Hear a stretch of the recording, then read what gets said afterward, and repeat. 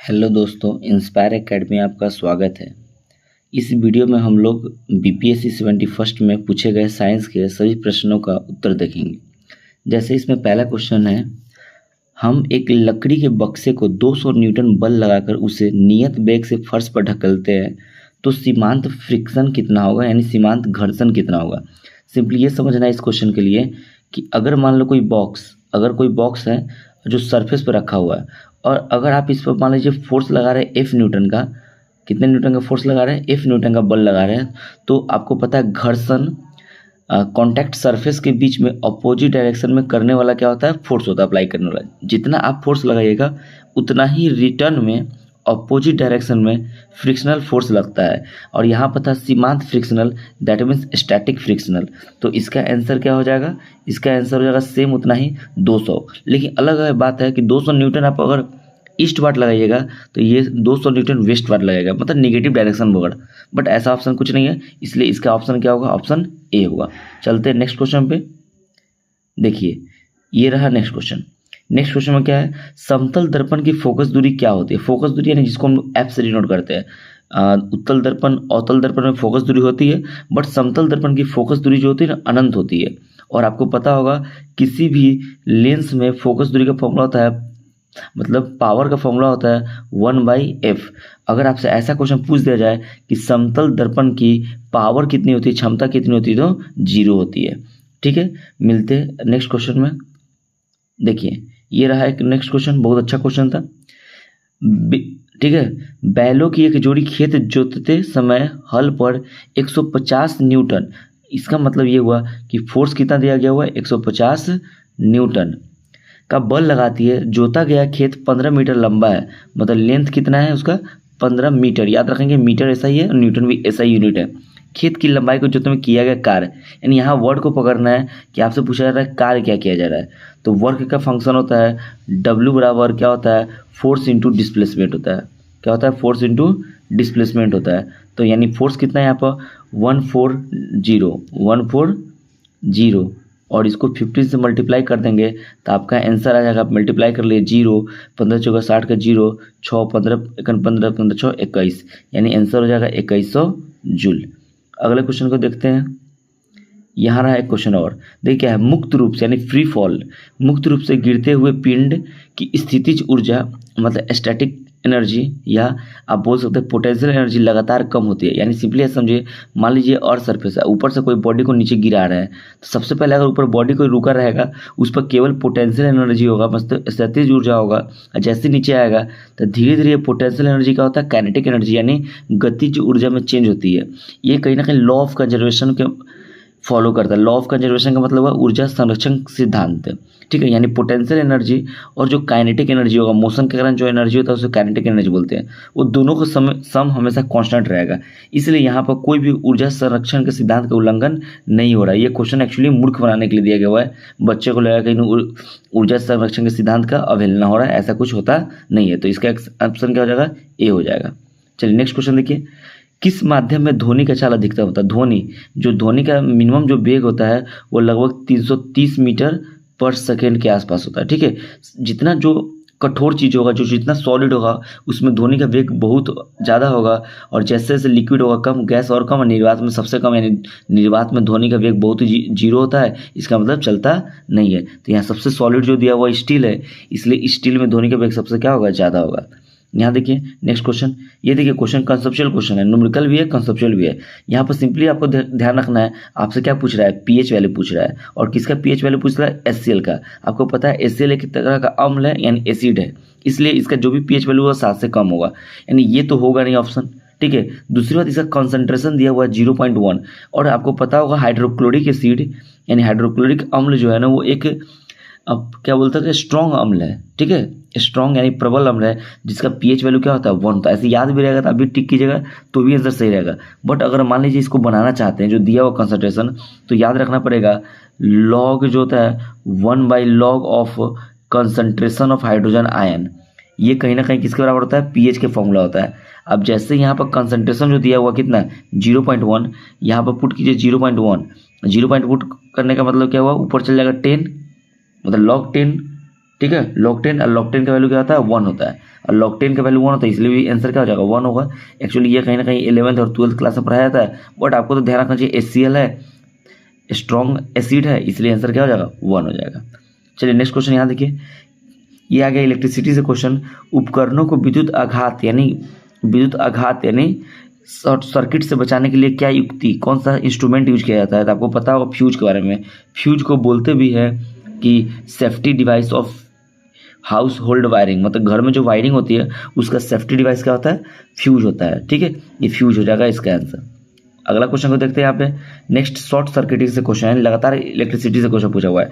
इसको लघु पतन को इंग्लिश से बोलते हैं शॉर्ट सर्किटिंग। जब आपको हॉट तार और कोल्ड वायर जब दोनों एक दूसरे टकराता है तो आप देखते होंगे स्पार्किंग करता है, शॉर्ट सर्किटिंग होता है, और इस समय विद्युत धारा क्या होता है? बढ़ जाता है, बहुत अधिक हो जाता है। वही क्वेश्चन पूछ रहा है, करेंट विद्युत धारा क्या होता है? विद्युत धारा बहुत ही ज़्यादा बढ़ जाता है यहाँ पर। ठीक है, और देखिए यहाँ पर नेक्स्ट क्वेश्चन ये रहा, निम्नलिखित में कौन सा पद विद्युत परिपथ में विद्युत शक्ति यानी पावर के फॉर्मूला की बात कर रहा है? तो पावर का 3 फॉर्मूला होता है।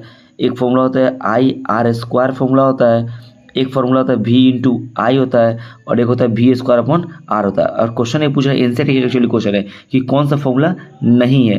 तो I²R का फॉर्मूला नहीं है, जो पावर को यानी इलेक्ट्रिकल पावर यानी विद्युत शक्ति को रिप्रेजेंट नहीं करता। एनसीईआरटी में भी क्वेश्चन दिया हुआ है, क्लास 10th का ये क्वेश्चन है। अब देखिए ये क्वेश्चन थोड़ा बहुत सारे ऐसे क्वेश्चन 4-5 क्वेश्चन पूछे हुए हैं जो कहीं ना कहीं जो हाई लेवल साइंस जानता है वही बता पाएगा। चलिए 30 क्वेश्चन पूछा गया, वो इसमें 25-24 कर लेते वो भी बहुत है। गर्भ निरोधक गोलियों में किस यौगिक का उपयोग किया जाता है? तो याद रखें, गर्भ निरोधक गोलियों में किसको यूज किया जाता है? लेवोनोर्गेस्ट्रल का यूज किया जाता है। उसका एक्सप्लेनेशन देखने के लिए यहाँ देख सकते हैं आप। देखिए, गर्भ निरोधक गोलियों में मुख्य रूप से 2 प्रकार के सिंथेटिक हार्मोन यानी एस्ट्रोजन और प्रोजेस्टेरोन, आपको पता होगा मेल फीमेल हार्मोन है, या केवल प्रोजेस्टेरोन का उपयोग किया जाता है, जो ओव्यूलेशन यानी अंडाशय बाहर निकलने की प्रक्रिया को हम लोग क्या बोलते हैं? ओव्यूलेशन बोलते हैं, को रोकते हैं, और शुक्राणु को गर्भाशय तक पहुंचने से रोककर गर्भावस्था यानी प्रेगनेंसी को रोकते हैं। उदाहरण के लिए जैसे गर्भ निरोधक गोली का एक नाम है मालाडी, जैसे उसमें क्या लगा हुआ है यहाँ देख सकते हैं आप, ये क्या लिखा हुआ है यहाँ पे देखिए, ये लिखा हुआ है लेवोनोर्गेस्ट्रल, यही ऑप्शन में पूछा हुआ है, ऑप्शन नंबर ए में आप देख सकते हैं यहाँ पे। चलिए नेक्स्ट क्वेश्चन ये रहा, कार्सिनोमा के उपचार के लिए किस धातु का उपयोग किया जाता है? कार्सिनोमा एक्चुअली होता है स्किन कैंसर, यानी त्वचा में जो कैंसर होता है उसकी स्किन कैंसर बोलते हैं, और प्लैटिनम के यौगिक का उपयोग करते हैं यहाँ पर, इसलिए आंसर क्या हो जाएगा? प्लैटिनम, यानी ऑप्शन क्या हो जाएगा? बी हो जाएगा। अगला क्वेश्चन है, स्मार्ट फिल्म यानी डिस्प्ले की बात कर रहा है। स्मार्ट फिल्म बनाने में किस सामग्री का उपयोग किया जाता है? शुरू में बहुत ही पहले सिलिका का भी उपयोग होता है जो बालू से निकलता है, बट आधुनिक समय में वर्तमान समय में हम लोग इंडियम टिन ऑक्साइड का उपयोग करते हैं। जैसे यहाँ देख सकते हैं इंडियन टिन ऑक्साइड, ठीक है, आप देख सकते हैं यहाँ पर। चलिए नेक्स्ट, ये क्वेश्चन भी एडवांस लेवल क्वेश्चन था। नीचे से रात में चमकने वाले वर्णक के रूप में कौन सा यौगिक जाना जाता है? देखिए वर्णक के लिए एक्चुअली इसमें सब कुछ चमकने वाला है। ये जो क्वेश्चन दिया हुआ है इसमें जितने भी यौगिक दिया हुआ है ये सब कहीं ना कहीं चमकने वाला यौगिक है, बट इसमें अगर बात करें सबसे ज़्यादा कौन चमकता है और रात की बात कर रहा है तो ये जो है स्ट्रोंटियम एल्यूमिनेट वो होता है, इसलिए इसका आंसर क्या हो जाएगा? बी हो जाएगा। आंसर क्या हो जाएगा? बी हो जाएगा। इसका आंसर क्या हो जाएगा? बी हो जाएगा। ठीक है, इसका चमक यहाँ देख सकते हैं। रात में चमकने वाले वर्णक के लिए मुख्य रूप से फॉस्फोरस, ठीक है, फॉस्फोरेसेट यौगिक का उपयोग किया जाता है, जैसे जिंक सल्फाइड और यहाँ देखिए स्ट्रोंटियम एल्यूमिनेट, तो यही ऑप्शन दिया हुआ है बी नंबर में। ठीक है, चलिए नेक्स्ट आते हैं, हार्मोन किससे स्रावित होता है? देखिए एक्चुअली 2 तरह का हम लोग में ग्रंथि होता है, एक अंतःस्रावी एक बाह्यस्रावी। अंतःस्रावी जो ग्रंथि होता है वो केवल हार्मोन का सिक्रेशन करता है, नहीं उत्सर्जन करता है, और बहिस्रावी हार्मोन्स भी करता है और एंजाइम्स भी करता है। यहाँ पे एक्चुअली प्रजनन ग्रंथियाँ दिया, ये भी हार्मोन का करता है, बट ये सब में अच्छा उत्तर की बात करेंगे सबसे बेस्ट को होगा वो डी होगा। ठीक है, तो डी इसका आंसर होगा। अगला क्वेश्चन को देखते हैं। यहाँ देखिए एक फुल फॉर्म पूछा गया हुआ है PHBV, इसका फुल फॉर्म क्या है? ऐसे आप अगर मिला के भी देखेंगे तो ये क्वेश्चन और ये वाला ये 3 जो कट किए हुए हैं वो इसके फुल फॉर्म पे नहीं आ रहा है, और ये रहा इसका फुल फॉर्म, ये होता है, यहाँ देख सकते हैं आप, इसका आंसर ये रहा नीचे डिस्प्ले पे। ठीक है, PHBV स्टैंड फॉर क्या है? पोली, ब्रैकेट में 3 हाइड्रोक्सिल ब्यूट्रेट CO3 हाइड्रोक्सीविल्ट्रेट। ठीक है, देखिए नेक्स्ट क्वेश्चन को, यहाँ देखिए ऑक्टेन रेटिंग बढ़ाने के लिए किस यौगिक का उपयोग किया था? आप डीजल पेट्रोलियम पढ़े होंगे नंबर बढ़ाने के लिए, तो इसका आंसर क्या हो जाएगा? इसका आंसर हो जाएगा टेट्रा एथिलेट का उपयोग किया जाता है किस चीज़ को? ऑक्टेन नंबर को बढ़ाने के लिए। आप यहाँ उसका आंसर देख सकते हैं। ठीक है, नेक्स्ट,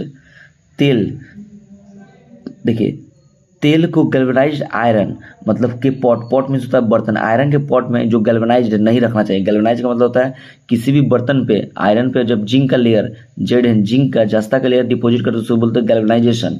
ठीक है, उसमें उपयोग क्यों नहीं करना चाहिए?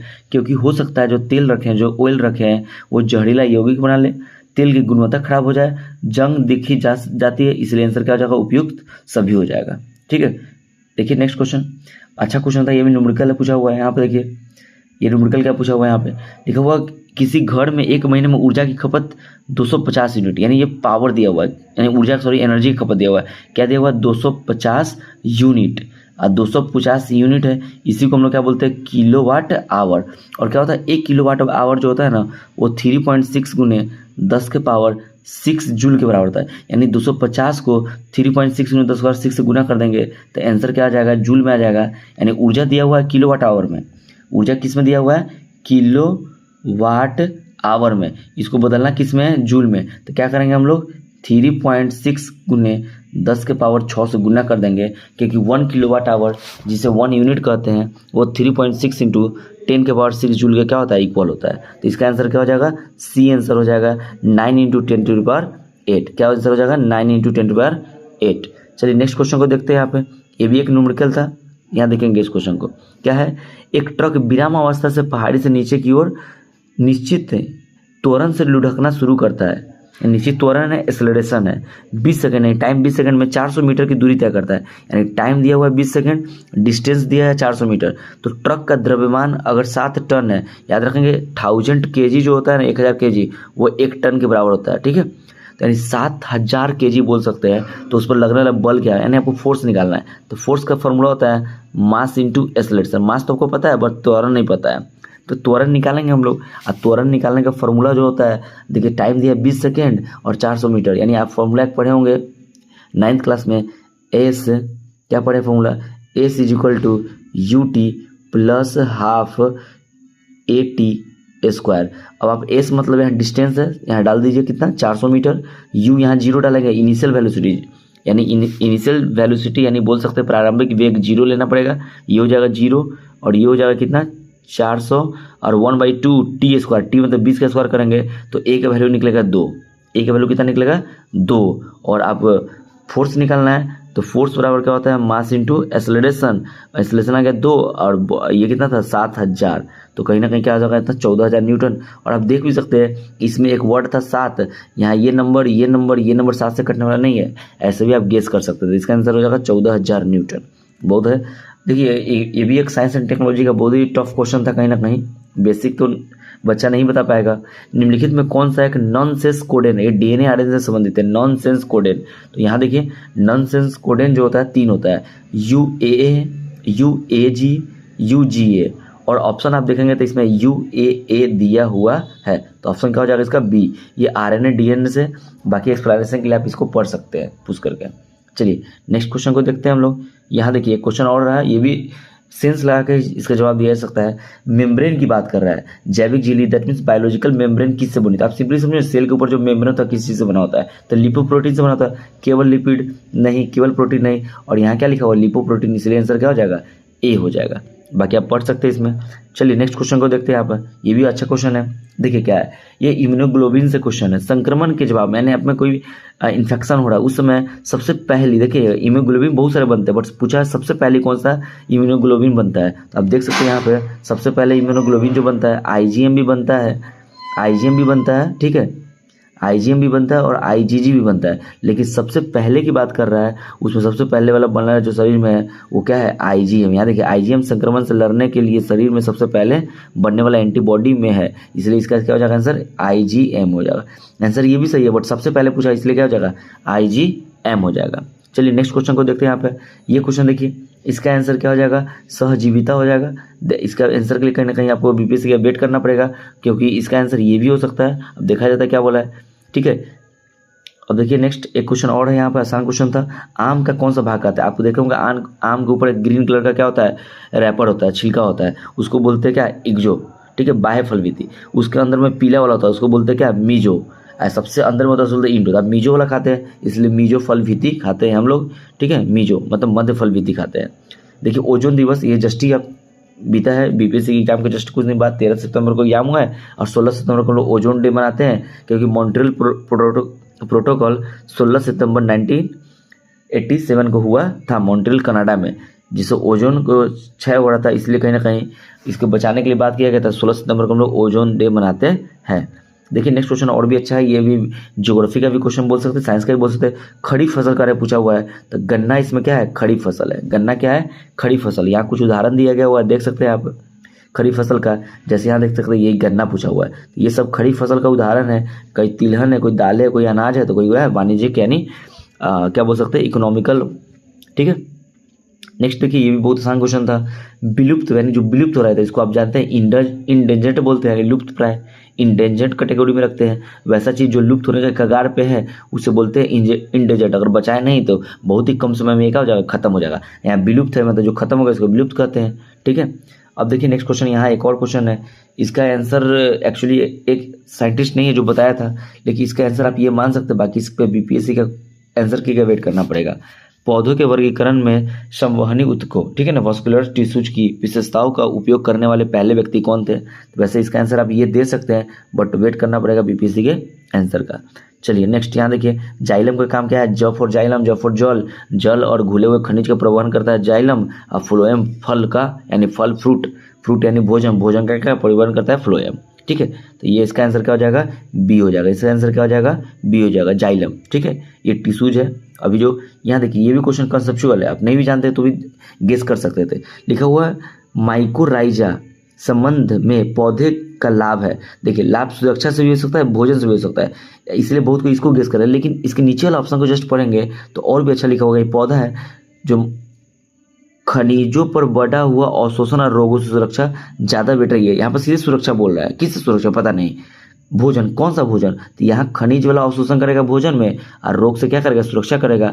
और एक्सप्लेनेशन देखना चाहते थे, यहाँ लिखा हुआ है, इसको देख सकते हैं आपको। ठीक है, जड़ में पाया जाता है और बचाता है। ठीक है, तो ये रहा तमाम क्वेश्चन जो बीपीएससी के एग्जाम में पूछा गया था, 30 क्वेश्चन। ठीक है, और दूसरी बात कि 30 में 30 क्वेश्चन बना पाए ये जरूरी नहीं है, लगभग 24 और 25 क्वेश्चन अगर आप सॉल्व कर दे रहे हैं तो कहीं ना कहीं आप बीपीएससी पीटी के लिए साइंस में सही है। ठीक है, अगर ये वीडियो अच्छा लगे तो और भी बीपीएससी के स्टूडेंट्स हैं उनको शेयर करें, मिलाएं अपना, और ऐसे कर करके हम केवल साइंस का क्वेश्चन का डिस्कशन पीवाईक्यू हुआ या नया नया क्वेश्चन जो बीपीएससी के कई एग्जामों में, बिहार या कहीं भी होने वाले एग्जामों में आ सकती है, उसके लिए ऐसे ही वीडियो बना के डालेंगे। ये रहा बीपीएससी 71 का। इसके बाद मैं इसी चैनल पर एएसओ का भी और अन्य प्रतियोगिता परीक्षाओं में पूछा गया क्वेश्चनों का क्या करूँगा